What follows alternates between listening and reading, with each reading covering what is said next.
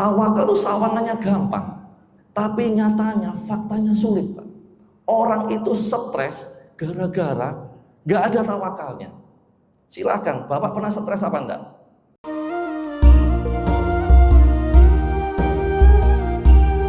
Bapak-bapak, ibu-ibu, para jamaah sholat subuh Masjid Agung Sidoarjo yang dimuliakan Allah Subhanahu wa Ta'ala. Syukur alhamdulillah wa binikmatillah, pagi hari ini kembali kita ditakdirkan oleh Allah Subhanahu wa Ta'ala bisa melaksanakan ibadah sholat subuh secara berjamaah, bisa berzikir bersama, bisa mengaji bersama di majelis yang mulia ini dalam keadaan sehat walafiat. Mudah-mudahan kita semua tetap semangat untuk bisa melaksanakan ibadah kepada Allah. Mudah-mudahan kita semua tetap semangat untuk mengumpulkan pahala sebanyak-banyaknya. Saya ulangi, mudah-mudahan kita tetap semangat untuk mengumpulkan pahala sebanyak-banyaknya saat kita hidup di dunia ini. Kenapa kita harus semangat untuk mengumpulkan pahala sebanyak-banyaknya saat kita hidup di dunia ini? Sebab hidup itu, para jamaah, bukan sekedar tentang berapa banyak harta yang sudah kita kumpulkan. Hidup itu bukan tentang berapa banyak gelar yang sudah nempel di sekitar nama kita. Hidup itu juga bukan sekedar tentang berapa tinggi pangkat jabatan yang sudah kita raih. Dan hidup juga bukan tentang berapa banyak mobil yang sudah terparkir di rumah kita. Hidup itu adalah tentang berapa banyak poin pahala yang sudah kita kumpulkan selama ini. Saya ulangi ya. Hidup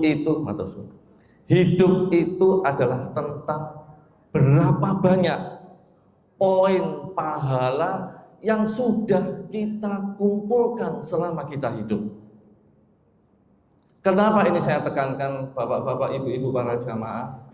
Karena pahala inilah yang nantinya akan ditimbang oleh Allah Subhanahu wa Ta'ala di hari yang sangat menentukan, yaitu Yaumul Mizan.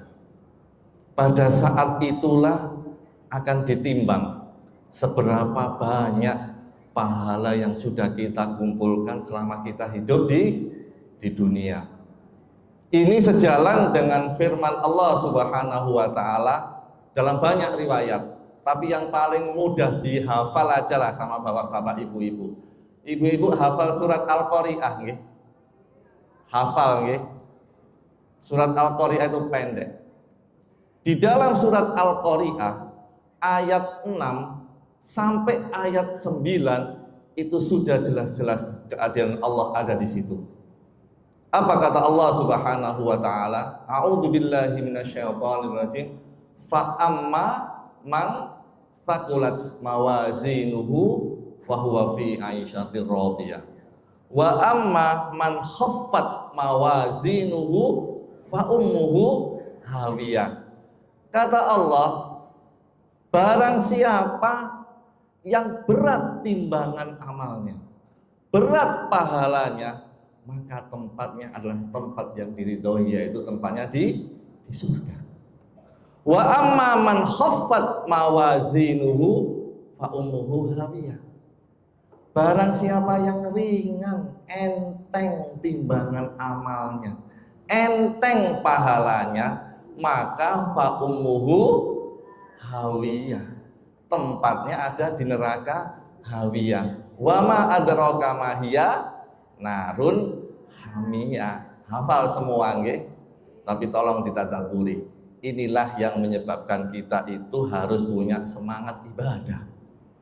Semangat mengumpulkan pahala. Nganggur-nganggur cari pahala. Nganggur-nganggur cari ibadah. Tujuannya satu.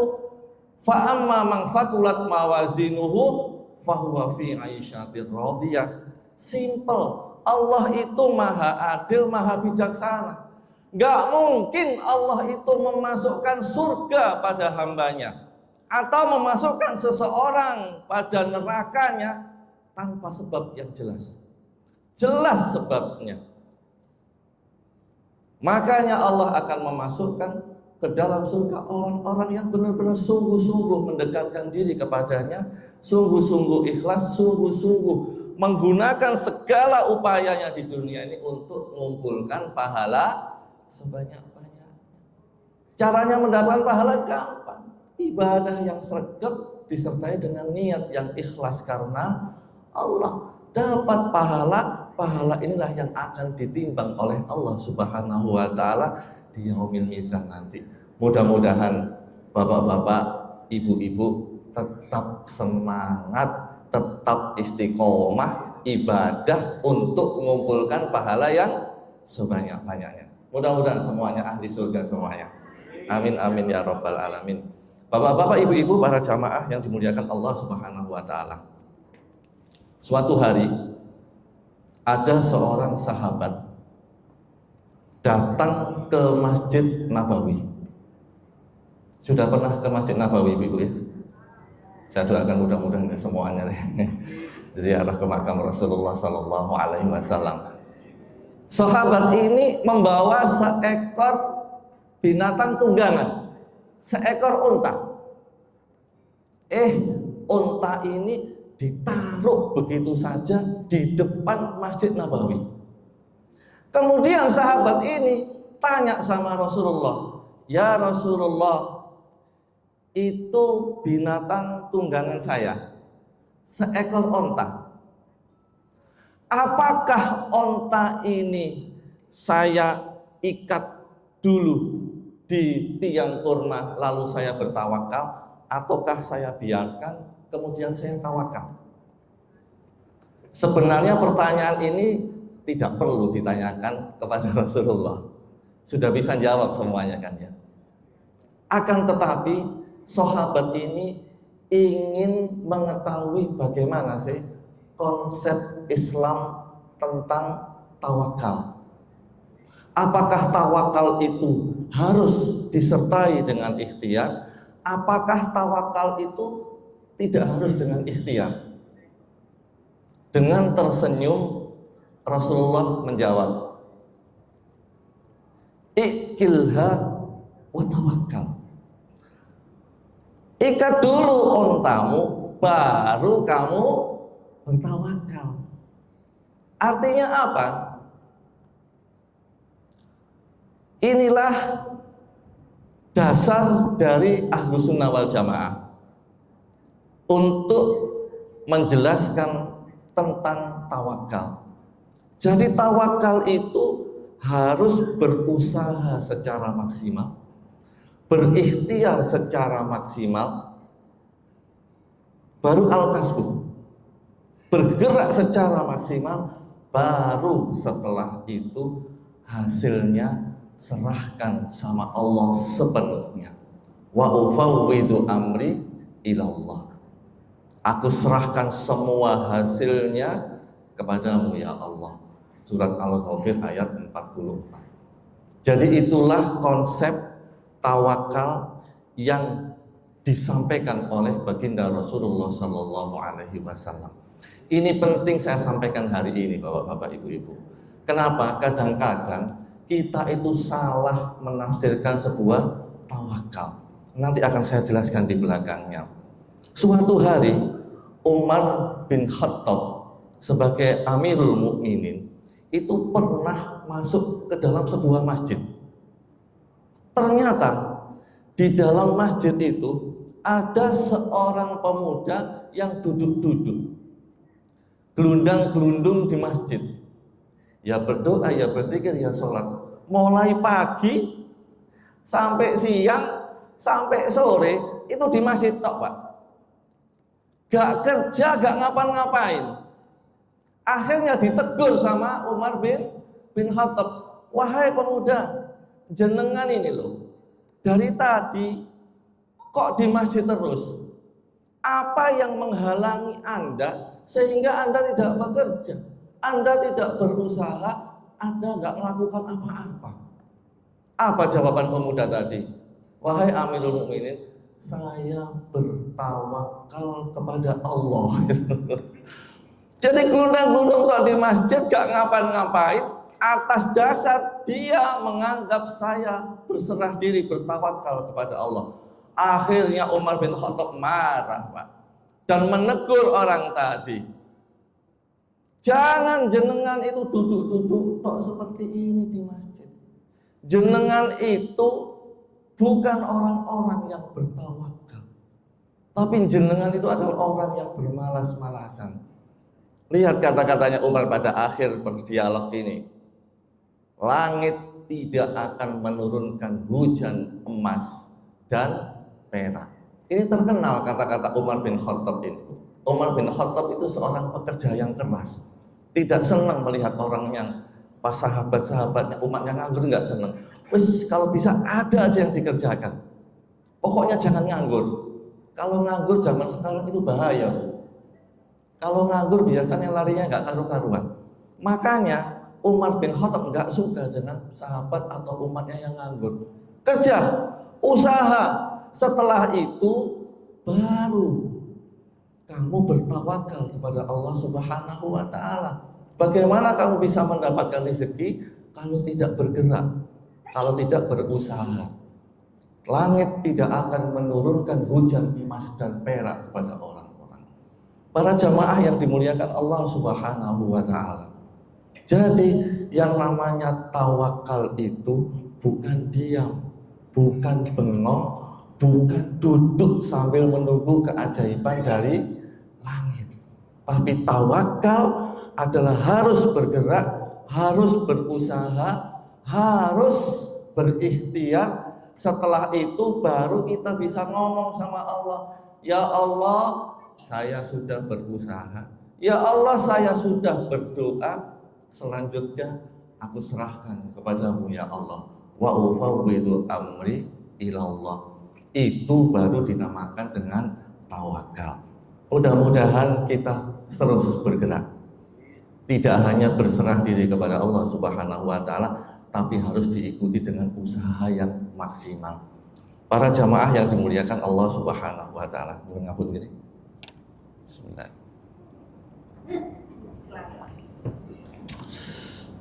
Alhamdulillah.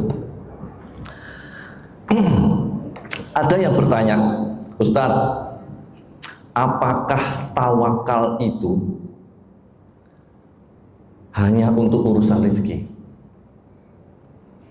Pertanyaan ini cukup seksi, Ibu-ibu. Kenapa? Biasanya manusia itu kalau ngurus rezeki itu agak bersemangat. Makanya biasa yang diurusi rezeki tok. Makanya orang ini tanya, Ustadz, apakah tawakal itu hanya urusan rezeki? Tawakal itu bukan hanya sekedar urusan rezeki. Semua urusan yang ada dalam kehidupan kita harus ada tawakalnya. Ngurusi anak harus ada tawakalnya. Ngurusi istri atau ngurus suami harus ada tawakalnya. Ngurusi pekerjaan harus ada tawakalnya. Ngurusi rumah tangga harus ada tawakalnya. Semua urusan itu harus disertai dengan tawakal.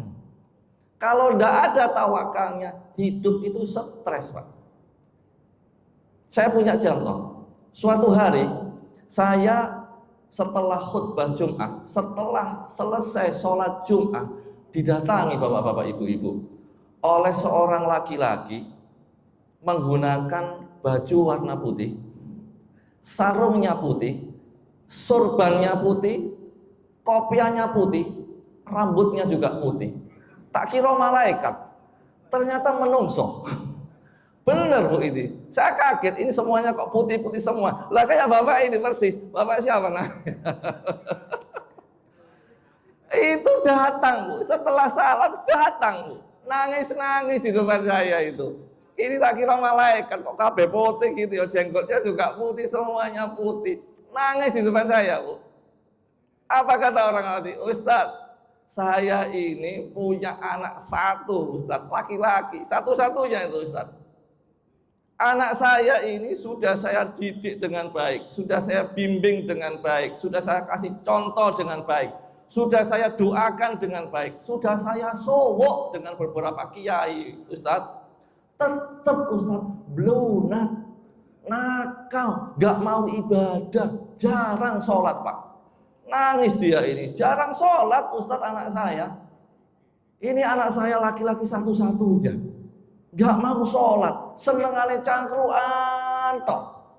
Cangkruk di pinggir jalan, cangkruk di kafe, rokokan tok di pinggir jalan, gak mau sholat. Pertanyaannya satu, apakah saya berdosa Ustadz dengan kondisi anak saya seperti ini? Padahal saya itu Ustadz ahli masjid, Pak. 5 waktu nggak pernah ketinggalan dari masjid. 5 waktu ke masjid terus. Anaknya nggak pernah sholat. Apakah saya dosa dengan kondisi anak saya seperti sekarang ini, Ustadz? Saya jawab, Bapak sudah ikhtiar maksimal, sudah usaha, sudah ngasih contoh, sudah berdoa, sudah nyowokkan. Tapi ada satu yang belum dilakukan oleh Bapak. Apa itu, Ustaz? Tawakalnya yang belum ada, Bapak. Sudah benar, ikhtiarnya maksimal, doanya sudah maksimal, dan itu adalah ladang pahala bagi Bapak. Doa berpahala, didik anak bermahala, cuman tolong serahkan hasilnya itu sama Allah. Jangan gandoli hasil. Hasil itu urusan Allah, bukan urusan manusia. Hasil itu wilayah Allah, bukan wilayahnya manusia. Kalau Bapak tetap gandoli hasil, maka Bapak tetap akan stres, sumpek. Kok gak berubah-ubah ya anak saya ya? Wis tak kandhani gak berubah-berubah juga. Sama dengan bapak-bapak nasihati istri, kok gak berubah-berubah bojoku ya? Wis tak dongani, wis tak kei duwe akeh, wis tak kei belanja akeh, yo gak berubah-berubah. Sama dengan ibu, wis nasihati bapak, bapak kok gak berubah-berubah, tetep duablek ae ya bapak ya. Itu wilayahnya bukan wilayah kita, salah besar itu. Wilayah kita adalah wilayah usaha dan wilayah doa. Wilayah hasil itu adalah wilayah Allah. Jangan diodek-odek ini. Kalau sampai kita ngodek-ngodek wilayah hasil, kita merebut wilayahnya Allah. Jadi Bapak tadi yang kurang satu, tawakalnya kepada Allah Subhanahu wa ta'ala. Usahanya oke, doanya oke, tinggal satu yang belum oke. Yang belum oke tawakalnya, Pak. Tawakal itu, Bu, sawangannya gampang. Ini wajib. Tawakal itu sawangannya gampang, tapi nyatanya, faktanya sulit, Pak. Orang itu stres gara-gara gak ada tawakalnya. Silakan, Bapak pernah stres apa enggak? Pernah, sumpah pernah. Mikirkan siapa? Istri. Mikirkan anak. Ibu juga gitu, mikirkan suami, mikirkan anak, stres sendiri, Bu. Gara-garanya apa? Meremehkan arti sebuah tawakal. Kalau Bapak nggak tawakal, Pak, sumpek, Pak. Saya dulu juga gitu, Pak. Mikirkan anak itu sumpek-sumpek dewe.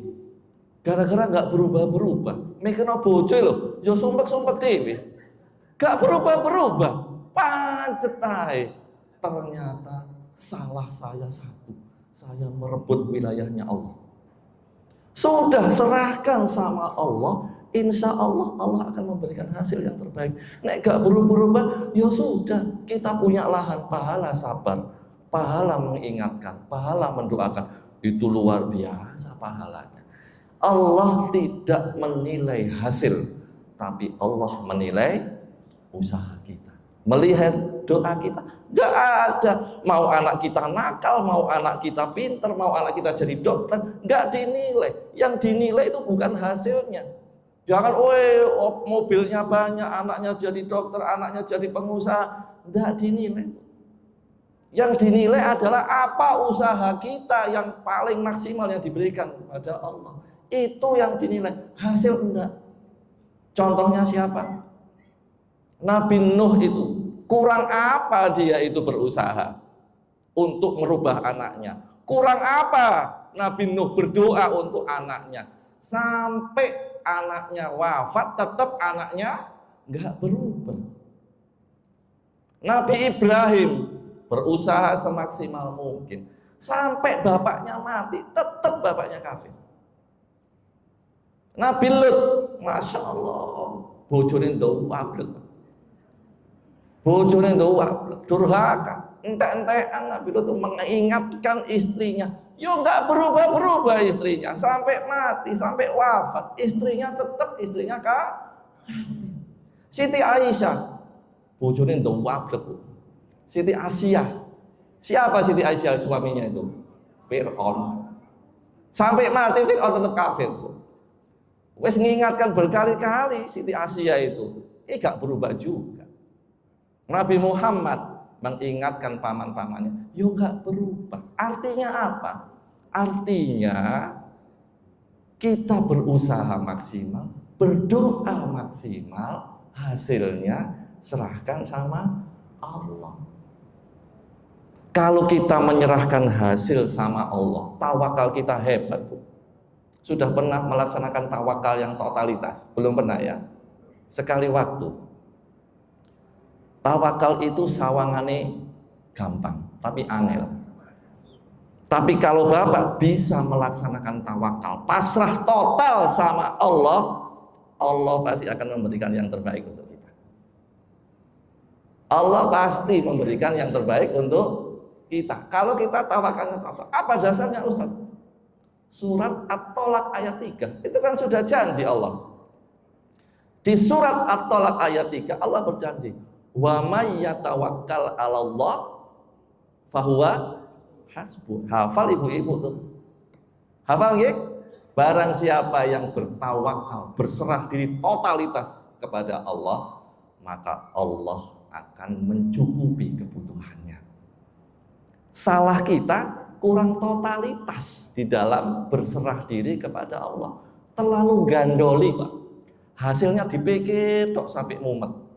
Nek wis berikhtiar ojo dipikir teman-teman, ojo jeru-jeru mikirnya Pak, digandoli ya. Ustadz, saya ini sudah tawakal kok, sudah berserah diri sama Allah kok. Ternyata pikirannya cik gandoli Pak.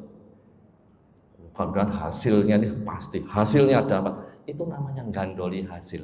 Masih belum totalitas berserah diri kepada Allah. Tolong Bu, Bapak, kalau sudah berikhtiar berdoa mati-matian, sudah serahkan sama Allah hasilnya.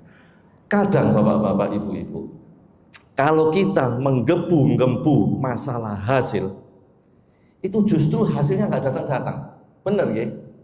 Tapi begitu kita melepaskan, moro-moro teko, itu sering terjadi Bu. Saya sering mengalami seperti itu.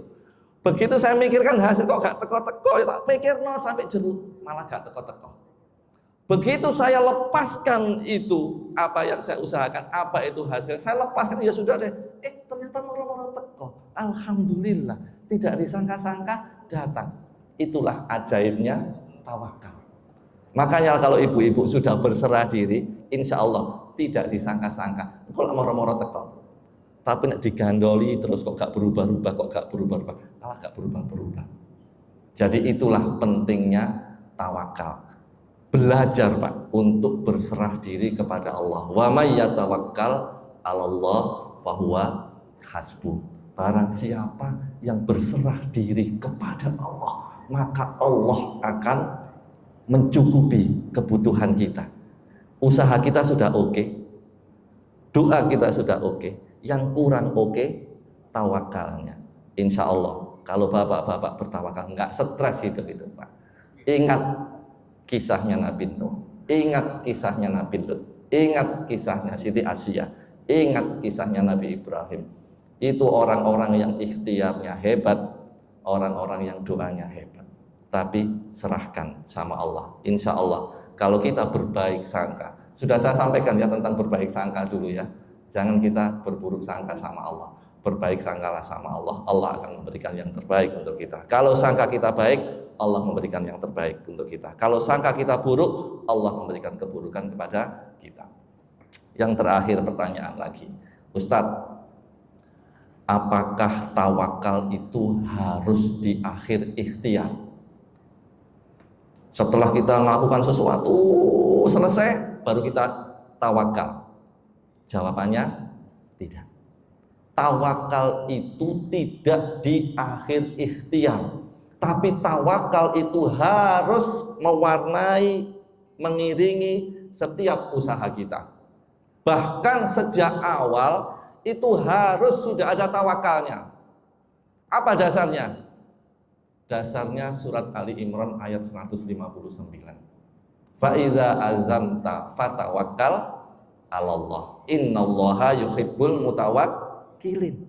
Apabila kalian sudah bertekad akan melakukan sesuatu, berazam melakukan sesuatu, maka bertawakallah. Jadi artinya apa? Dari awal kita itu sudah harus bertawakal setiap kita melakukan suatu usaha. Kita bertekad melakukan sesuatu, sudah dari awal kita harus bertawakal.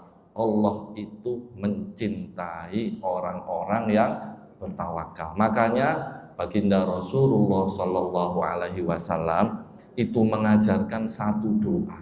Mudah-mudahan ibu-ibu hafal doa ini. Doa ini diajarkan oleh Rasulullah supaya kita pintar bertawakal.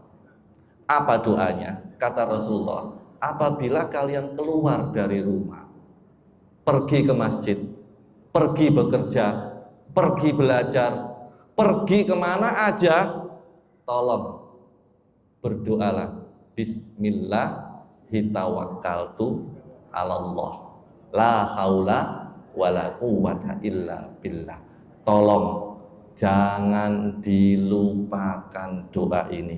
Ibu-ibu tadi ke masjid sudah baca ini apa belum? Belum. Kata bapak-bapak belum. Tolong biasakan diri kita, keluarga kita, anak-anak kita, setiap keluar rumah jangan sampai lupa untuk berdoa ini. Ini yang ngajarkan langsung Rasulullah. Bila kalian keluar rumah, tolong doanya satu awali dengan Bismillahirrahmanirrahim, 'alallah, la haula wala quwwata illa billah. Ajarkan kepada anak-anak kita, keluarga kita, istri kita, cucu-cucu kita. Tolong kalau keluar rumah jangan sampai lupa berdoa Bismillahirrahmanirrahim, 'alallah, la haula wala quwwata illa billah. Itu diajarkan oleh Rasulullah supaya kita bertawakal sejak awal, Pak. Kata Rasulullah dalam hadis yang lain, idza kharajur rajulu min baitihi faqala bismillahi tawakkaltu 'alallah, yuqalu khina idin hudita wa kufita wa wukita. Kata Rasulullah, apabila ada seorang yang keluar dari rumahnya, kemudian dia berdoa Bismillahirrahmanirrahim, 'alallah, la haula wala quwwata illa billah, maka Allah akan memberikan 3 keutamaan. Allah akan memberikan 3 fadilah. Apa 3 itu kata Rasulullah? Yang pertama, hudita. Allah akan memberikan petunjuk kepadanya. Allah akan membimbing langkah-langkahnya. Bapak-bapak, ibu-ibu, banyak orang tersesat itu bukan karena kurang ilmu. Dia tersesat gara-gara kurang bimbingan dari Allah. Kalau kita berdoa ini, Allah akan membimbing kita. Yang kedua, kufita. Allah akan mencukupkan kebutuhan dia. Masalah-masalah berat akan dibuka sama Allah. Rizki-rizki yang tertutup akan dibuka oleh Allah Subhanahu wa ta'ala. Itu artinya kufita. mencukupkan kebutuhan kita. Dan yang ketiga, wawu kita, Allah akan menjaga kita dalam perjalanan. Kita nggak tahu bahaya apa yang mengintai kita di tengah jalan. Entah itu dicopot kalau jengking, entah ditabrak becak. Nggak ngerti Pak. Itu rahasia Allah. Apa yang mengintai bahagia kita. Tapi kalau kita berdoa yang tadi itu Bismillahirrahmanirrahim, kita akan dijaga oleh Allah dari mara bahaya dalam perjalanan. Harusnya kita ditabrak sepeda motor, kita nggak jadi ditabrak Pak. Karena apa? Karena kita dijaga oleh Allah. Bahkan kata Rasulullah, orang yang berdoa Bismillahirrahmanirrahim, la haula wala quwata illa billah, kata Rasulullah, setan tidak mampu menggodanya. Ini yang kata Rasulullah ya, setan tidak mampu menggodanya. Bahkan kata Rasulullah, salah satu setan itu kemudian berkata, bagaimana mungkin saya bisa menggoda orang yang sudah dijaga oleh Allah, sudah dicukupi oleh Allah. Nggak mungkin saya bisa menggoda dia. Makanya doa ini penting Pak. Kekuatan hanya ada di tangan Allah. Jangan sampai lupa ibu-ibu nggih. Tolong doa ini setiap hari dilakukan. Keluar rumah, Bismillahirrahmanirrahim, la haula wala quwata illa billahil aliyil azim. Powerful, sangat dahsyat doa ini. Itu melatih kita untuk tawakal. Usaha boleh, doa boleh, tapi yang jaga Allah. Yang memberikan hasil adalah Allah. Saya tutup tausiah ini dengan satu kisah. Dulu di zaman Rasulullah Shallallahu Alaihi Wasallam ada seorang sahabat yang bernama Auf bin Malik. Auf bin Malik ini menghadap ke Rasulullah. Ya Rasulullah, anak saya ini ikut perang, jihad di jalanmu ya Allah. Sampai sekarang tidak pulang-pulang. Yang lain sudah pulang. Setelah perang itu pulang semua. Ada yang meninggal, ada kabar dari bawah itu mayatnya itu. Tapi anaknya tidak ada. Anak saya itu, ya Rasulullah, nggak datang-datang sampai sekarang. Yang lain loh sudah pulang semuanya. Nyatanya anaknya ini ditawan oleh pasukan kafir. Tolong ya Rasulullah, apa yang harus saya lakukan terhadap anak saya ini?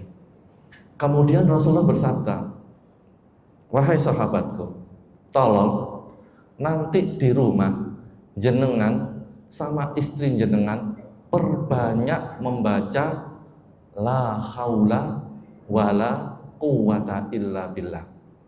Tolong sampai di rumah, kata Rasulullah, jenengan baca la haula wala quwata illa billah. Pulang Pak, sami'na wa ata'na. Bapak ini pulang, Auf bin Malik tadi, ketemu sama istrinya yang lagi nunggu anaknya sambil nangis-nangis Pak. Karena anaknya nggak balik-balik itu. Kemudian setelah sampai rumah, ibunya, Bapak, apa yang diberikan oleh Rasulullah Shallallahu Alaihi Wasallam? Ibu, tadi Rasulullah berpesan sambil menunggu anak kita dianjurkan oleh Rasulullah untuk banyak-banyak membaca la haula wala quwata illa billah. Wis mentok Pak, nggak ada usaha lain. Apa yang harus saya lakukan? Satu-satu yang bisa dilakukan oleh bapak ibu tadi membaca la haula wala quwata illa billah. Benar Pak. Setelah salat Isya, bapak ibu tadi membaca la haula wala quwata illa billah. Kalau di pengajian yang lalu kan baca sholawat tuh ya. Ini lain cerita ini ya. Ini masalah di zaman Rasulullah Shallallahu Alaihi Wasallam. Hadisnya ini sahih. Setelah itu bapak dan ibu tadi akhirnya baca la haula wala quwata illa billah. Duduk membaca la haula wala quwata illa billah sampai malam. Enggak ketiduran kayak kemarin Bu. Kalau ini enggak ketiduran nih, asli ini. Baca la haula wala quwata illa billahil aliyil azim, la haula wala quwata illa billahil aliyil. Terus sampai tengah malam pintu rumahnya digedor. Tok tok tok tok tok tok. Assalamualaikum. Enggak asing dengan suara ini. Begitu dibuka, siapa yang datang? Anaknya, Malik. Oh, alhamdulillah anakku datang. Ternyata Malik nggak sendirian, Pak. Malik ini ditemani sama domba-domba. Banyak domba di halaman rumahnya Auf bin Malik ini. Lulu, ini Malik datang ke rumah kok nggak sendirian sama teman-temannya, domba-domba. Banyak sekali dombanya. Kemudian Auf penasaran, loh, anakku, gimana ceritanya? Kok sampean itu datang dengan membawa domba-domba sebanyak ini, dan bagaimana ceritanya Anda di sana? Apa cerita Malik? Wahai ayahanda, waktu perang saya ketangkep. Kemudian saya ditawan oleh pasukan kafir Quraisy. Begitu ditawan, itu tangannya diborgol dengan besi, kakinya diborgol dengan besi, gak bisa ngapa-ngapain. Sudah berusaha semaksimal mungkin, tetap gak bisa lepas itu, Pak, dari tawanan kafir Quraisy itu. Loh, dilalah di tengah malam tiba-tiba tali besi tadi itu longgar dengan sendirinya. Gak diapa-apa kok moro-moro longgar dewi. Akhirnya saya bisa melepaskan tangan saya, bisa melepaskan kaki saya. Saya keluar dengan lenggang kangkung. Ada domba banyak ikut saya. Ya melok, ya wis ayo melok karo aku. Domba ikut sama anak tadi, Pak. Ikut ke rumahnya Auf bin Malik. Kemudian tanya lagi, "Sik tahu anakku, tempatnya musuh dengan kita ini kan jauh sekali itu. Kok bisa dalam semalam kok sampai rumah ini? Ini kalau perjalanan bisa sampai berhari-hari." Wahai ayahanda, saya nggak tahu. Begitu tangan saya lepas, kaki saya lepas, seperti ada malaikat yang mengantar saya ke tempat ini. Jadi, Pak, itu cerita asli. Dia itu karena kekuasaan Allah, kekuatan Allah, ditolong sama Allah dengan wasilah la haula wala quwata illa billah. Jalan buntu, Pak. Akhirnya Bapak Ibu tadi baca la haula wala quwata, hanya pasrah sama Allah. Hanya kekuatan Allah yang mampu melepaskan anak saya. Lepas anaknya. Nah, setelah dapat cerita tadi, penasaran yang namanya Auf bin Malik ini harus saya ceritakan sama Rasulullah ini. Benar, Pak, Auf bin Malik langsung bergegas menuju Rasulullah. Mau cerita. Ceritanya kan excited, ayo. Wah, luar biasa ini ceritanya, mantap ini. Saya akan cerita sama Rasulullah. Pergi, Pak, ke Rasulullah. Menghadap ke Rasulullah. Belum sampai dia ngomong sama Rasulullah, Rasulullah sendiri yang ngomong duluan, Pak. Apa kata Rasulullah? Wahai Auf bin Malik, Masya Allah, Allah telah menurunkan satu ayat untukmu. Apa itu? Surat At-Tolak ayat 2 dan ayat 3. Hafal semua. Ini sangat familiar, sangat terkenal ayat ini. Pasti hafal ini, karena ini sangat dihafal sama Bapak Ibu. Apa namanya? Ayat surat At-Tolak ayat 2 dan 3. Wa may yattaqillaha, hafalkan ya, yaj'allahu makhraja wa yarzuqhu min haitsu la yahtasib. Wa may yatawakkal 'alallah fa huwa hasbuh. Ini ayat turun karena kisah tadi, bahwa Allah tidak akan lupa dengan orang-orang yang bertawakal kepada Allah Subhanahu wa Ta'ala. Kalau kita bertawakal kepada Allah, menyerahkan hasilnya kepada Allah, tidak ngutek-ngutek, tidak gandoli hasilnya, kita lepas sama Allah, fahuwa hasbuh, maka Allah akan memenuhi kebutuhan kita. Mudah-mudahan kita semuanya dijadikan oleh Allah menjadi hamba-hambanya yang pandai bertawakal. Tolong Bu ya, nggak usah stres. Tawakal itu penting untuk menghilangkan stres kita. Kalau kita bertawakal, insya Allah akan memenuhi kebutuhan kita. Mudah-mudahan ada guna dan manfaatnya untuk kita semuanya. Al-Fatihah. A'udzubillahi minasyaitonirrajim. Bismillahirrahmanirrahim. Alhamdulillahirabbil alamin. Ar-Rahmanir Rahim. Maliki yaumiddin.